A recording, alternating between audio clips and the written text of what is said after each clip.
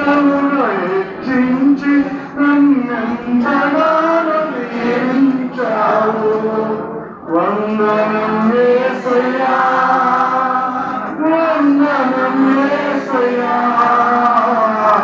వందనం యేసయ్యా, వందనం యేసయ్యా, వందనం యేసయ్యా, వందనం యేసయ్యా, వందనం యేసయ్యా, వందనం యేసయ్యా.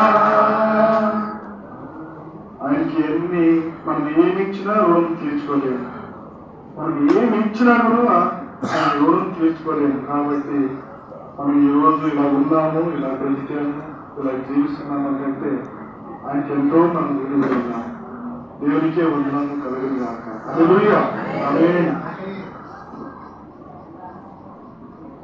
మరి సమయమున మరి టీవీ డ్యామ్లో మరి సేవ చేస్తూ ఉన్న వేరెంట్ మరి కరుణభాస్ గారు మన ముందు ఉన్నారు కనుక మనకు వాక్య వర్తమానము అందిస్తారు.